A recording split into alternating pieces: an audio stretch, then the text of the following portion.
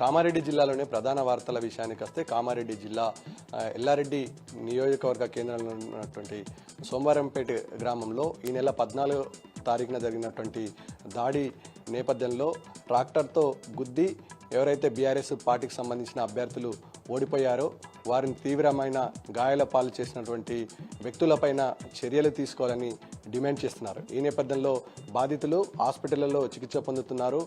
కొంతమంది ఎల్లారెడ్డి కేంద్రంలో ఉన్నటువంటి హాస్పిటల్లో చికిత్స పొందగా ఇద్దరు హైదరాబాద్ హాస్పిటల్లో చికిత్స పొందుతున్నారు. బాధితులకు తక్షణమే వైద్య సాయం అందించాలని డిమాండ్ చేస్తున్నారు. ఇక కామారెడ్డి జిల్లాలోనే మరో ప్రధాన వార్తా విషయానికి వస్తే కామారెడ్డి జిల్లా ఎల్లారెడ్డి నియోజకవర్గం సోమార్పేట గ్రామంలో ఈ నెల 14న జరిగినటువంటి బీఆర్ఎస్ కార్యకర్తలపైన కాంగ్రెస్ నేతలు చేసిన దాడికి నిరసనగా ఇవాళ ఎల్లారెడ్డి నియోజకవర్గ కేంద్రంలో అఖిలపక్షం ఆధ్వర్యంలో నిర్వహించిన బంద్ సంపూర్ణంగా ముగిసింది.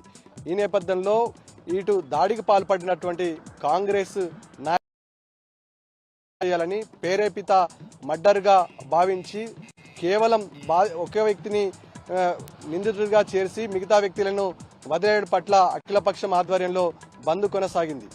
ఉద్దేశపూర్వకంగానే దాడి చేసినటువంటి కాంగ్రెస్ సంబంధించిన మండలి పార్టీ అధ్యక్షుడు సాయిబాబాతో పాటు అతడు సర్పంచ్గా గెలుపొందినటువంటి పాపయ్య పైన కూడా క్రిమినల్ కేసు నమోదు చేసి అరెస్టు చేయాలని డిమాండ్ చేశారు.